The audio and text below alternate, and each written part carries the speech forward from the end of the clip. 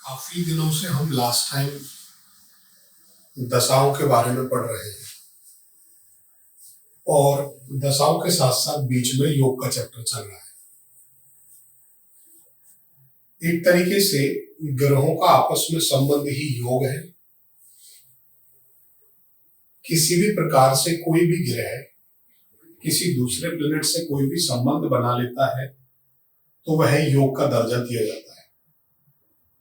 इसी प्रकार किसी भी ग्रह की जब दशा चल रही होती है, वो दशा आप लोगों ने ये पढ़ ली है कि केंद्र के स्वामी है, त्रिकोण के स्वामी है, मारक के भाव के स्वामी है या त्रिष्टाय भाव के स्वामी है।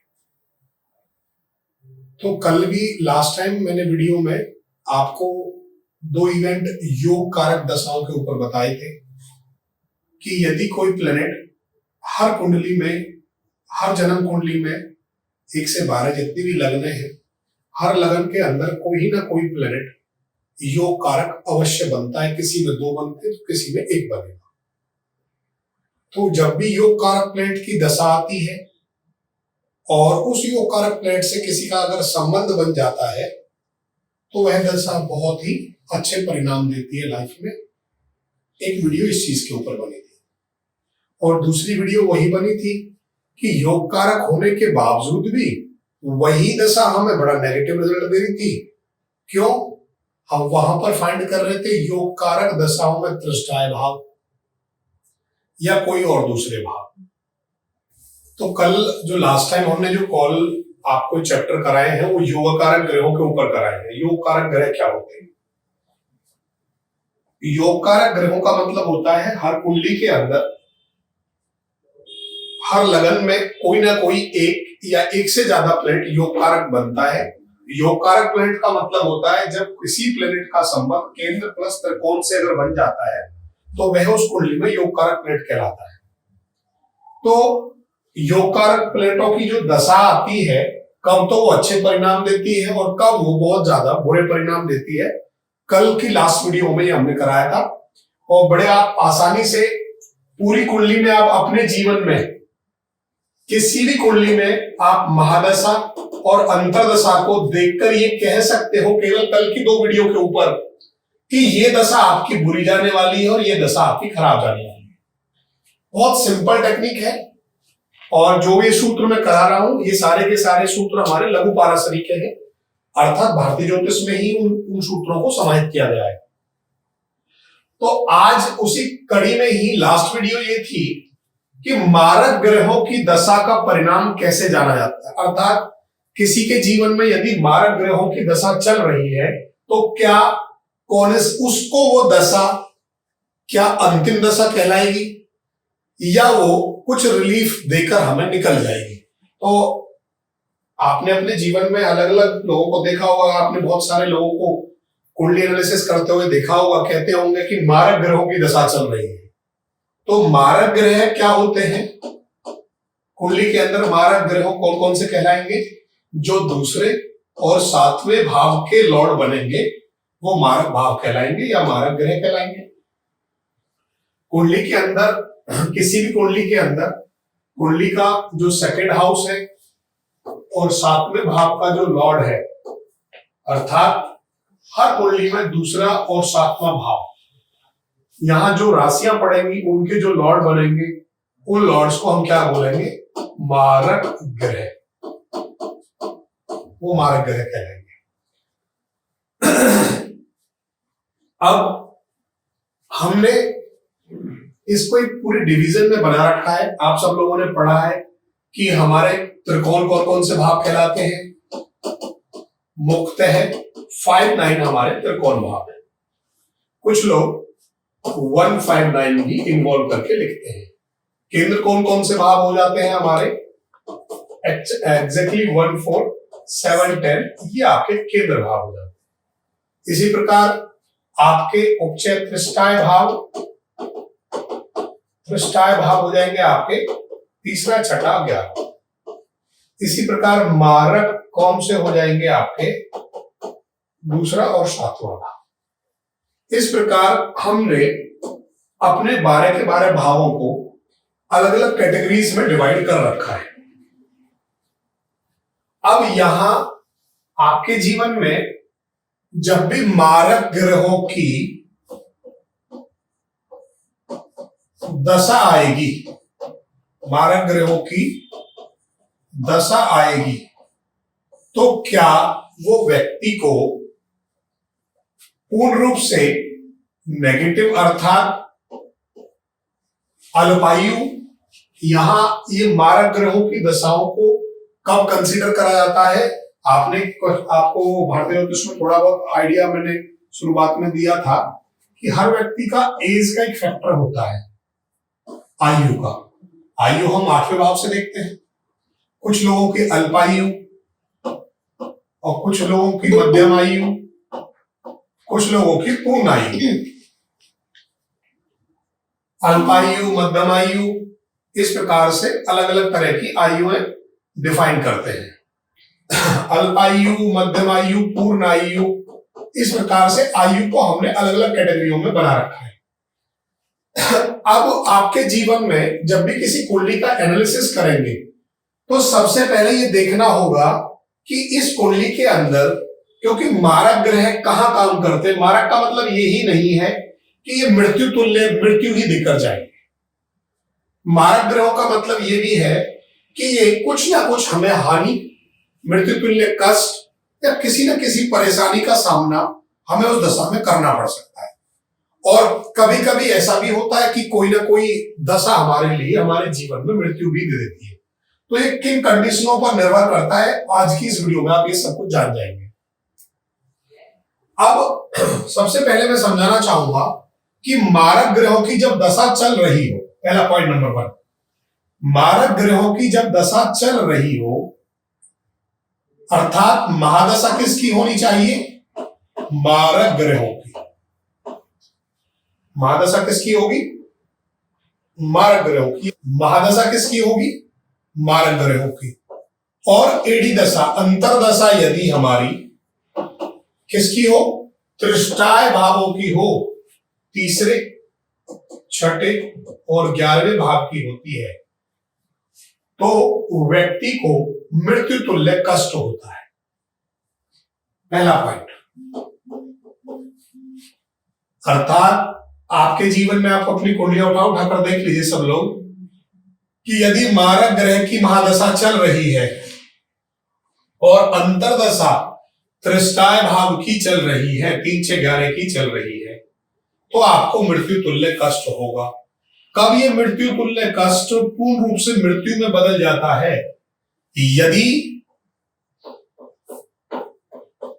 मारक ग्रहों, अर्थात यदि मारक महादशा और तृष्टाय भाव के अंतरदशा के बीच में, तृष्टाय भाव की अंतरदशा के बीच में कोई संबंध अगर नहीं है, कोई पीएसी नहीं बन रही है, तो आपको प्रॉब्लम और अधिक बढ़ जाएगी। अर्थात जो महादशा है जिस प्लेनेट की और जिस प्लेनेट की अंतरदशा है, उन दोनों के बीच में कोई ना कोई रिलेशन अगर बन जाता है तो हमें कुछ रिलीफ मिल जाता है। क्लियर हो गई बात?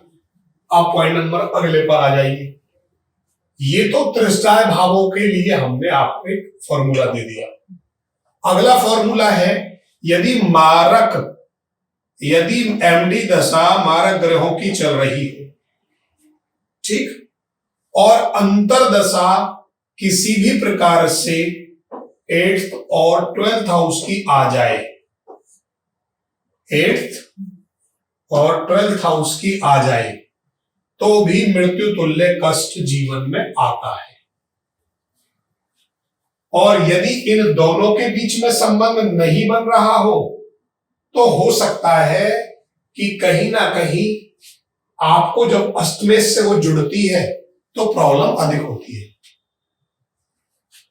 तो हमारे जीवन में मारक ग्रहों के परिणाम, मारक ग्रहों की जब दशा आती है तो उसको बहुत ही ध्यानपूर्वक देखना है और अंतरदशा किसकी चल रही है ये आपको देखना होगा। यदि वो तृष्टाय भावों की अंतरदशा है तो प्रॉब्लम आपको बहुत अधिक बढ़ने वाली है। और यदि उनके बीच में कोई संबंध ना बने तो मृत्यु तुल्य कष्ट होना बिल्कुल लाजमी है। क्लियर? एक एग्जांपल से समझ लीजिए इस बात को। आपके सामने एक मैंने इंदिरा गांधी की डेट ऑफ बर्थ लगा रखी है 18/11/1917 की। अब आप सबसे पहले समझिए इस कुंडली के अंदर मारक ग्रह कौन से हैं। अच्छा, एक और चीज बता देता हूं आपको ध्यान रखना होगा ये बात। कुछ लोगों का क्वेश्चन ये है कि सर क्या दूसरे और सातवें भाव में बैठा हुआ प्लेनेट भी मारक ग्रह का रोल निभाता है? हाँ, बिल्कुल निभाता है। दूसरे और सातवें भाव में यदि कोई प्लेनेट बैठ गया है तो वो भी मारक ग्रहों का ही रोल निभाएगा। अब यहां देखिए कर्क लगन की कुंडली है, यहां मारक कौन कौन से हो गए? यहां हो गया कर्क लगन के लिए सूर्य और शनि और मंगल भी यहां मारक हो गए। ठीक, परंतु कर्क लगन के लिए ध्यान रखना, कर्क लगन के लिए योगकारक प्लेनेट कौन सा होता है? मंगल ही होता है। ये योगकारक भी है क्योंकि केंद्र प्लस त्रिकोण का संबंध बना रहा है कि ये त्रिकोण हो गया, केंद्र हो गया। ठीक, अब यहां देखिए इनके जीवन में पहला फॉर्मूला क्या है कि जब भी मारक ग्रहों की दशा आती है, अगर हम सूर्य की बात करें तो सूर्य 24 से लेकर जीवन के शुरुआत के दौर में ही इनको वो दशा आ गई। 17 का जन्म है, 24 से 30 के बीच में सूर्य की महादशा आई। अब आप बड़े ध्यान से समझो मेरी बात कि ये जो दशा इनको आई, किसकी? सूर्य की महादशा। अब सूर्य बैठा कहां है? सूर्य बैठा है पंचम भाव में, महादशा। अब त्रिशदाय भाव कौन कौन से हैं इस कुंडली के? निकाल लीजिए। बुध है, बुध हो गया। इधर कौन हो गया? गुरु। और इधर कौन हो गया? शुक्र।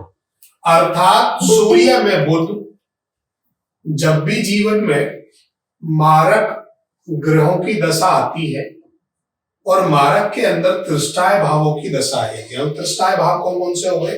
यहां पर बुध हो गया,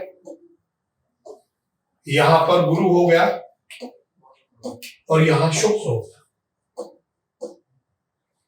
ठीक है, अब सूर्य में जब भी बुध की दशा आएगी, सूर्य में बुध की दशा जब आएगी, सूर्य में गुरु की दशा जब आएगी और सूर्य में शुक्र की दशा जब आएगी, ये तीनों दशाएं बहुत ज्यादा हार्मफुल होने वाली है, मृत्यु तुल्य कष्ट देने वाली। कंडीशन नंबर 1, सूर्य और बुध तो दोनों साथ ही बैठे हैं, दोनों का संबंध बन गया, बन गया नहीं बन गया? तो ये तो दशा हमारे लिए इतनी ज्यादा डेंजरफुल नहीं रहने वाली, ये तो हमें रिलीफ देकर निकल जाएगी, कोई बात नहीं। अब सूर्य में शुक्र का भी हमारे लिए आमने सामने का संबंध बन गया। सॉरी, शुक्र कहां बैठा हुआ? शुक्र तो यहां बैठा हुआ है, तो वो तो लिख दिया है मैंने। अब देखिए त्रिष्टाय भावों की बात चल रही थी, तो यहां सूर्य और बुध तो दोनों साथ बैठे हुए, ठीक, तो इन दोनों की दशा में इसको प्रॉब्लम नहीं है। अब सूर्य में शुक्र का क्या कोई संबंध बन रहा है? कहां बन रही है? सूर्य और शुक्र का कोई संबंध कोई नहीं बन रहा। सूर्य में शुक्र को इनको प्रॉब्लम रहेगी। इस दशा में क्या प्रॉब्लम रहने वाली है? अब देखिए शुक्र कहां का लॉर्ड है? सूर्य तुम्हारा खोई गया और शुक्र हमारा कहां का लॉर्ड है? क्या आवाज कर रहे हैं? तो बोलो, शांत रहे, बोले ना, चुप काम करें। चौथा और 11वें भाव का स्वामी। तो आप बड़े ध्यान से देखें, बड़े चीज को समझें। मारक भाव के अंदर अब देखो मैडम, त्रिष्टाय कौन है यहाँ पर? 11वां भाव है, ऐसे लो, क्योंकि ये शुक्र का है। तो इनके जीवन में जब भी सूर्य में शुक्र की दशा आई होगी, मारक में त्रिष्टाय बनेगा, तो यहाँ 11वां भाव किस चीज का होता है? उस चीज की प्राप्ति, उस चीज के रिजल्ट नेगेटिव हो जाएंगे। तो यहां हमें प्रॉब्लम क्रिएट हुई। दूसरा पॉइंट, सूर्य में गुरु। सूर्य में गुरु, बहुत से लोग आपने देखा होगा कि गुरु तो नैसर्गिक है और मित्र है सूर्य का, पर आप देखो गुरु कहां बैठा हुआ है, 11वें भाव में। सूर्य और गुरु का आमने सामने संबंध बन गया, दृष्टि संबंध बन गया, तो ये भी हमारे लिए ओके हो गई। ठीक है, तो मारक ग्रहों में जब तृष्टाय भाव की दशा आए और यदि संबंध ना बने तो प्रॉब्लम ज्यादा होगी। इसी प्रकार बड़े ध्यान से देखना, सूर्य की महादशा है, एमडी लॉर्ड किसका है, सूर्य का, और यहां पर 7th और 8th हाउस कौन है मैडम, शनि है। 8th हाउस का लॉर्ड कौन है, शनि है। अब बड़े ध्यान से देखते जाना, शनि यहां पर अष्टम भाव का स्वामी है। एमडी की लॉर्ड सूर्य हो गया, सन में सूर्य की दशा व्यक्ति को यहां भी परेशानी करेगी। रीजन अभी थोड़ी देर पहले बताया कि यदि 8th और 12th हाउस, 8th और 12th हाउस की दशा आपको जीवन में आती है, यहां 8th हाउस कौन है, 8th हाउस लॉर्ड सैटर्न है, तो शनि यहां कहीं ना कहीं आपको प्रॉब्लम देगा। क्या सूर्य शनि का कोई संबंध बन रहा है, नहीं बन रहा, नहीं बन रहा। अब अगले निचोड़ पॉइंट पर आने वाला हूं, बड़े ध्यान से देखना, स्क्रीन की तरफ आओ। महादशा है सूर्य की और अंतरदशा है मरकरी की, और मरकरी क्या है, देखो ध्यान से, त्रिशदाय भाव के साथ साथ 12th हाउस लॉर्ड भी है। अगर ये सूर्य का संबंध बुध से ना बनता तो यही व्यक्ति की क्या हो जाती, मृत्यु तुल्य कष्ट हो जाता। क्यों, त्रिशदाय भाव का स्वामी भी है और किसका स्वामी है, 12वें भाव का स्वामी है। तो ऐसी यदि दशा किसी की आ जाए कि त्रिशदाय भाव का भी संबंध बन जाए और 8th या 12th की लॉर्ड भी वो बन जाए, तो वो दशा सबसे ज्यादा डेंजरफुल होती है। क्लियर हो गई बात। अब यहां शनि क्यों नहीं इतना ज्यादा डेंजरफुल हुआ, रीजन 7th का भी लॉर्ड है और 8th का भी लॉर्ड है। ठीक, यहां 8th हाउस का लॉर्ड होकर सैटर्न लगन में बैठ गया है, तो यहां अगर इन दोनों के, वैसे कष्ट देगा, 8th हाउस कष्ट का है, सूर्य में शनि आएगा, कष्ट डेफिनेटली मिलेगा, परंतु यही अगर शनि यहां 8th हाउस होकर 12th में बैठ जाता तो कष्टों में और अधिक वृद्धि हो जाती। तो हमेशा ये देखना होगा कि भाई मारक के अंदर किसकी दशा चल रही। अब आप देखेंगे कि जीवन में दूसरी मारक की दशा कब आएगी, दूसरा कौन है मारक, शनि है, नहीं है। अब आप देख लो, इनके जीवन में जब भी शनि की दशा आई तो इनकी मृत्यु हो गई उससे। अब ऐसे एक वर्ड में नहीं कह सकते मृत्यु का, आप रीजन ढूंढ लीजिए। अब आपको मैंने एक ही वर्ड बोला, क्या बोला इतनी देर से, इतना एग्जांपल में, कि जब भी किसी के व्यक्ति के जीवन में मारक ग्रहों की दशा आए, महादशा आए और त्रिशदाय भाव का क्या हो जाए, अंतरदशा हो जाए और संबंध ना बने, तो प्रॉब्लम क्रिएट हो जाएगी।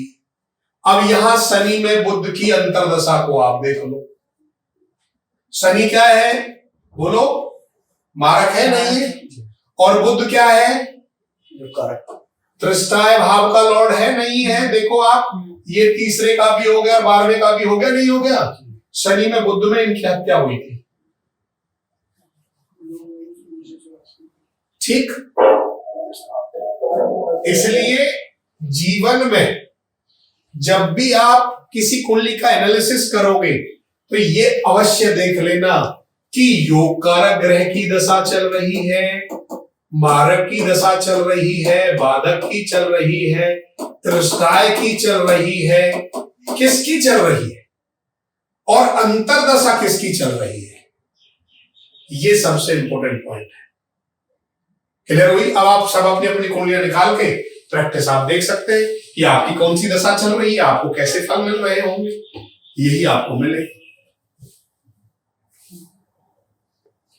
ठीक, अब आप देखो एक और प्रैक्टिस करा देता हूं एक कुंडली पर, और फिर आपको क्लियर हो जाएंगी ये सारी चीजें।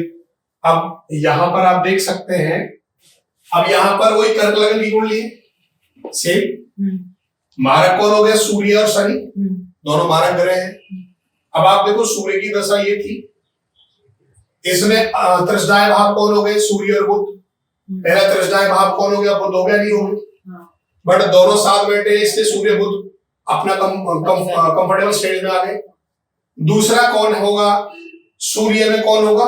गुरु, क्योंकि यहां पर गुरु त्रिकोण का भी स्वामी है और त्रसदाय भाव का भी स्वामी है। सूर्य में गुरु, क्या कोई संबंध बन रहा है सूर्य और गुरु में? यस, गुरु सूर्य को देख रहा है, पांचवी दृष्टि से संबंध बन गया, तो ये भी कुछ न्यूट्रल निकल गए। और कौन बचा? त्रसदाय भाव सूर्य में शुक्र बचा। 2020 से लेकर 2021 के बीच का जो पीरियड है, सूर्य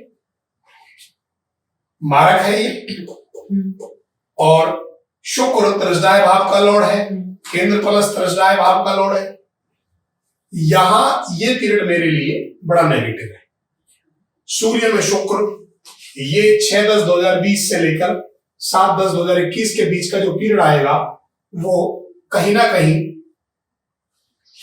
मदर को लेकर, माता को लेकर, शिक्षा को लेकर, मेरे प्रॉफिट को लेकर, लाभ को लेकर, इन सब चीजों में मेरे को प्रॉब्लम क्रिएट करेगा। हाँ, एक चीज हमेशा ध्यान रखना कि जीवन में यदि त्रसदाय भाव के साथ साथ एक राशि तो त्रसदाय भाव में पड़ी हो और दूसरी 8 और 12 की कारक बन जाए, जैसे कर्क लगन में होता क्या है, बुध क्या हो जाता है यहां पर कि भाई त्रसदाय भाव का भी स्वामी हो जाता है और 12th लॉर्ड भी हो जाता है, तो ये बहुत ज्यादा डेंजर रूप रख लेता है। परंतु यहां तो इसका संबंध बन गया था सूर्य से, इसलिए बचा लिया। अब ऐसे ही जीवन में जब शनि की दशा आएगी लास्ट में और शनि के अंदर बुध का पीरियड आएगा, तो क्या कोई संबंध बन रहा है? देखो शनि बुध का 1 2 3 4 5 6 7 8 9 10 बन रहा है। यहां भी कहीं ना कहीं बात नेगेटिव नहीं है, पॉइंट ओके हो गया। शनि में बुध भी, अब शनि में गुरु का पॉइंट हम ले सकते हैं। शनि में गुरु, क्योंकि त्रसदाय भाव का स्वामी गुरु है। अब शनि और गुरु का कोई संबंध बन रहा है क्या? देखिए 1 2 3 4 5 6 नहीं बन रहा किसी प्रकार से। शनि में गुरु, ये पीरियड एक नेगेटिव हो गया, और शनि में शुक्र, ये पीरियड, क्या शनि और शुक्र का कोई संबंध बन रहा है? नहीं बन रहा, तो ये पीरियड भी नेगेटिव हो गया। तो इस प्रकार आप किसी भी व्यक्ति की कुंडली में केवल इस छोटे से पॉइंट को देखकर दशाएं ये निकाल सकते हैं कब किसको कौन सी दशा मृत्यु तुल्य कष्ट देगी। और यदि किसी के जीवन में इस प्रकार की चीज आ भी जाए कि मृत्यु है और ये दशा मुझे फील करा रही है नेगेटिविटी, तो इसका एक ही उपाय है, महामृत्युंजय मंत्र। क्योंकि केवल और केवल मृत्यु पर जो विजय की प्राप्ति है, महामृत्युंजय, अर्थात जिस व्यक्ति ने मृत्यु को जीत लिया हो या जिस मंत्र के द्वारा हमने अपनी मृत्यु को जीत रखा हो, वही महामृत्युंजय कहलाता है। तो जब जब ऐसे व्यक्ति के जीवन में त्रसदाय भाव की महादशा हो,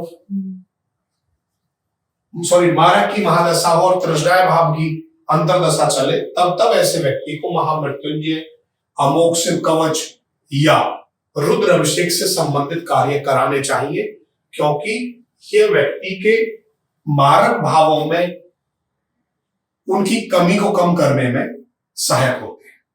क्लियर हुई सारी बात? चलिए, तो ये आपका, इसमें कोई डाउट है किसी को?